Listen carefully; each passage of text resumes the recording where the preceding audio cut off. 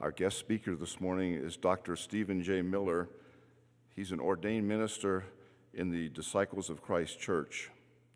Steve's perspective is both ecumenical and interfaith. He's been involved with the New Mexico Interfaith Power and Light from its inception. As a member of the Celtic Coyotes band, Steve has preached and led worship at First Unitarian a few times. He considers himself a friend of this congregation. He sometimes worships here, even when he's not part of the leadership. His sister, Marilyn O'Boyle, is an active member here, and his son and family are members of a Unitarian congregation in California. Welcome, Steve.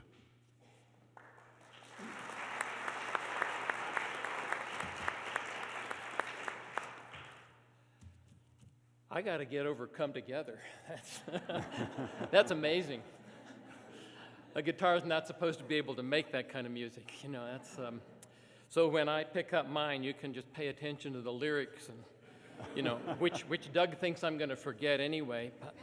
And I realize today that I'm preaching to the choir, that you know everything I'm going to say already. And yet I think the choir needs to hear that same song again and again. It helps us handle the noise that is all around us, the noise of our dominant culture that contradicts the song of Imogene that we heard as our reading. The song that doesn't harmonize well with that song, and yet that song that we heard, I'm kind of using as a text this morning. It comes from ancient Celtic wisdom, and it really speaks to us in terms of how we fit together as part of the universe. It sings to us today, yet it flies in the face of the exploitive, individualistic ambition that's the basis of our commercial world. The advertisers want us to consume the earth. The choir of the wisdom of the ages sings about being one with our earth. I don't think human beings have the power to destroy the earth. We do have the power for species suicide. Our earth is a tough mother. She'll survive. It may take millennia to get over us, but the earth will survive, short of any extraterrestrial action that we have no control over. But humanity may not. However, that's not where I'm inviting you. I want to bring good news that, if taken seriously, could not only save our species, but enhance our quality of life. I invite you to reflect on the fact that we are the universe. Like the leaf that becomes the compost that grows a tree, in this circle we call life, we are all one. I was at Ghost Ranch, and I was standing amidst the magnificent Georgia O'Keeffe cliffs, and surrounded by those, I saw this little stream coming down, and it submerged itself into the sand below on its trip toward the sea. And this song was sort of the result of that. And I was also thinking about quantum theology at the time, so that kind of infects the song too. And I've asked Doug Cowan to accompany me, as he normally does.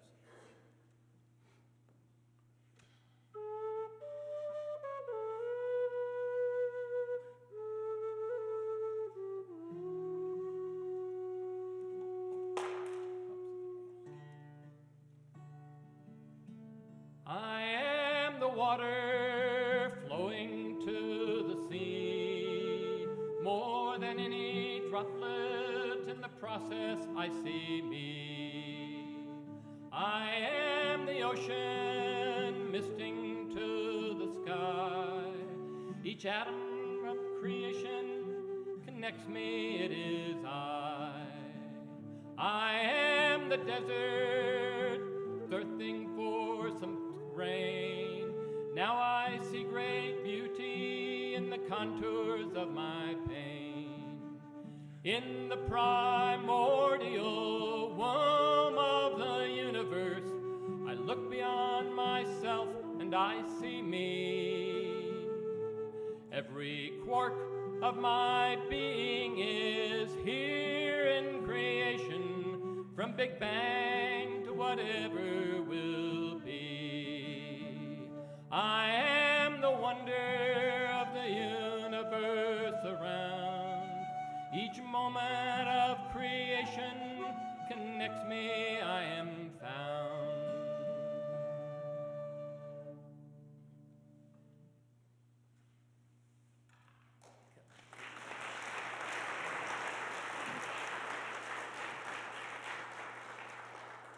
How do we gain and keep that sense of oneness with everything around us? How do we discover and savor that we are the universe?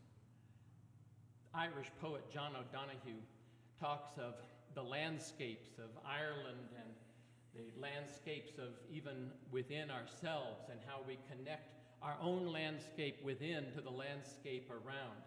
And as I listened to him, I came up with this song.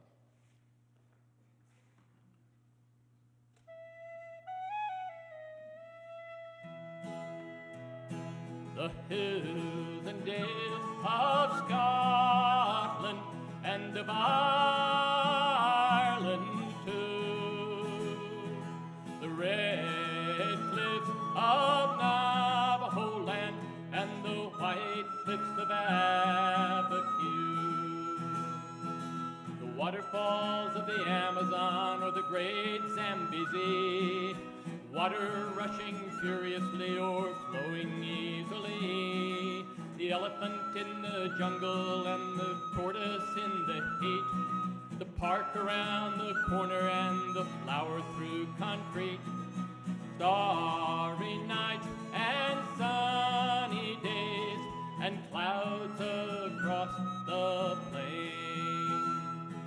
Awaken our souls to the wonder of so much we can gain. Enter now the landscape, enter with your soul. Knowing every landscape with our earth we are all whole. We enter now the landscape, we enter with our soul. We know in every landscape with our earth we are all whole.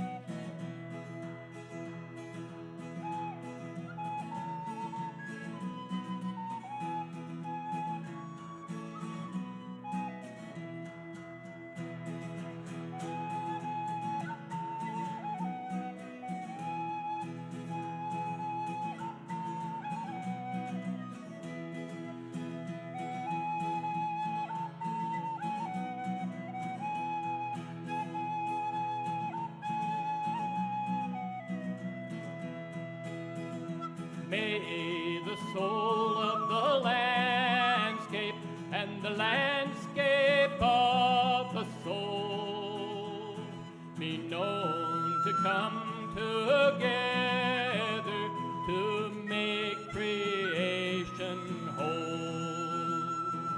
As one begins to crumble, the other sure does fall, and the healing of the one begins the healing of us all.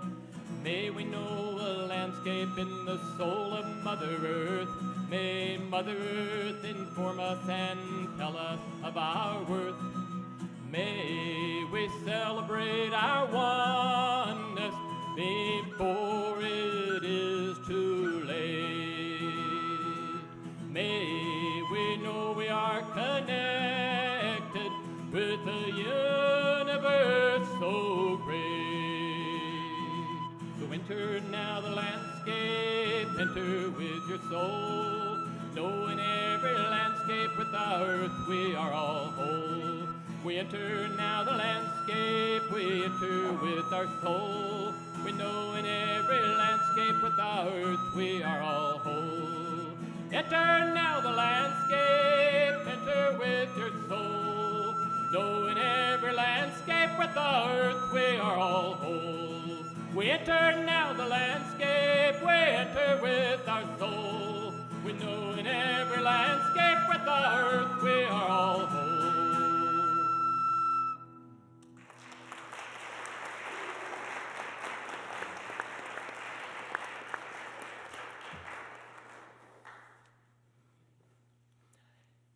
Entering the landscapes around us can be like entering into ancient wisdom found in the scriptures of many religions. We can be connected with the source of life and find strength to be more fully human and more connected to what we really are, the universe. We are the universe. Yet I find myself centered in one landscape at a time. So far, the earth is everywhere I've been. I am the earth, and so are you. Our earth is more than a resource to be exploited or saved for future generations. We might better see that we are a resource for our earth to exploit or save for future generations. Better yet, we are in partnership with all that is for the sake of all that is. Just as we would not exploit another person, we would not want to exploit a coal mine. The alternative to exploitation begins with reverence. To stand in awe before the universe, the mysteries of the universe, to stand in awe and see that as introspection may help us begin to see ourselves in communion with all that is. So that I'm not looking out to the universe so much as into the universe. Thus, when we are a part of the universe, then when part of the universe is violated, I am violated. And when part of the universe is valued, I am valued. Do you get that? Like, if I'm sick, I'm going to go to a healthcare practitioner or do something to find healing. So if I am the vast mysteries of the universe and I have a pain in my earth, what do? Simply complain, find someone to blame, ignore and deny the pain, or find healing? Knowing we are one with the universe may result in even more than saving our species, the joy and peace found in knowing who we are. I hear that wholeness in that song of Emergine. It describes being one with the four oldest species of Celtic lore, and thus the poet is saying, I am the cosmos. The poem also talks about being the wind, the point of the spear, and even the God that makes fire in the head. But maybe most mysterious of all, I am the meaning of the poem. John O'Donohue reminds us that all landscapes are alive. It makes a huge difference, he says, whether you believe you are walking into a dead geographical location which is used to get to a destination, or emerging out into a landscape that is just as much, if not more, alive as you, but in a totally different form. And if you go toward it with an open heart and a real watchful reverence, you will be absolutely amazed at what it will reveal to you. O'Donohue recalls Meister Eckhart saying, there is a place in the soul that neither time nor space nor created thing can touch. O'Donohue calls this a place in you where you have never been wounded, where there's a sureness in you, where there's a seamlessness in you, and where there is a confidence and tranquility in you. We begin our relationship with the environment with that confidence. Otherwise, we are overcome with fear and even with despair that leads us to deny climate change and continue to sing the song of individualistic greed and consumption. We need a realistic song of hope. Now, I'm not talking about unrealistic optimism. Nuclear winter will not cancel out global warming. Our little moment of time on our little fragile planet gets some real challenges setting them before us. Our species, and especially our culture, must make some radical changes if we expect to survive. Yet we take on those challenges centered in the awareness of the vast universe around us, the immediate landscapes through which we walk, and the deep landscapes of our interior connections. This congregation has been taking on those challenges. The work of your environmental committee, EarthWeb, Platinum LEED certification on this building, solar panels producing electricity, many conscious collective responses to what we as a species have been doing to ourselves. And I'm also aware of many individuals here who are doing many things as part of the universe. And I hear about political responses that may make an even greater impact. Your involvement in New Mexico Interfaith Power and Light can continue to make a difference in the struggle. I said earlier that I believe human beings could find ourselves extinct through self-destructive behavior. Polluting is self-destructive. Greed is self-destructive. War is self-destructive. And the creatures, including the people, who have the least ability to change all of those things are the ones who suffer first. The ones who can't reverse the destruction as easily end up paying the price. There's plenty of bad news coming from our self-destructiveness. So where's the good news? Self-constructive behavior that isn't forced or self-depleting begins with a paradigm or a gestalt of knowing who we are as the universe, with the result, even more than saving our species, of the joy and peace found in knowing who we are. Who are you? Individually, what can you do, even more than you already are doing? Not as a response of guilt or fear, but as an affirmation of hope, as an expression of the excitement of being one with the universe, a joyful action of being part of deepest energy. What will you do? Can it be more than a cliche to live simply so that others may simply live? Can we find ways to consume less fuel so that fracking and pipelines and shipping oil by rail aren't even seen as necessary, so we don't even think that tar sands oil needs to be sucked from our mother? Can we choose to be aware of which corporations are owning our politicians, producing our goods, avoiding paying fair wages, polluting us? Can we choose different economic models and encourage new ways of living together economically in community? Can we be on constant lookout for ways to be a healthy universe in our small time and place? Can we find ways to extend our influence through advocacy, through lifestyle changes, and through consciousness raising?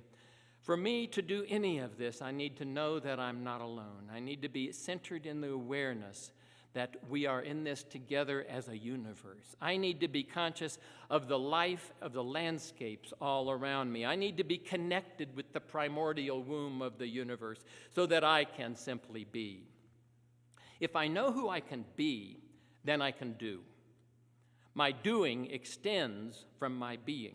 So first I must be, and then I can do.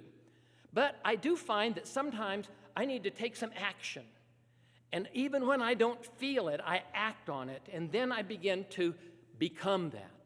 When in 1971, I was living in the Los Angeles smog, and I began recycling.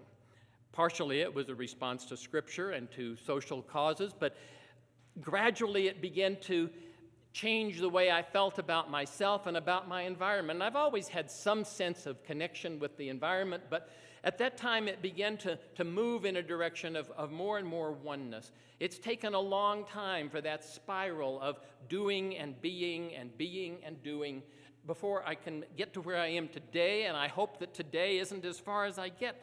But it was that spiral of action and reflection that has gradually led me to where I am today. Both being and doing create that spiral of awareness. So we do, and then we be, or we be, and then we do, or it's do. But regardless, the song of our lives need to be both doing and being. The song of the dominant culture goes on. Greed and the insecure notion of having to have more and more stuff will go on around us. It will be fed by the accompaniment of loud blasts of advertisers. They even make the addiction to material consumption sound like beautiful music. What song will your life sing to calm your own soul and the rest of the universe around you? Yes, I've been singing to the choir.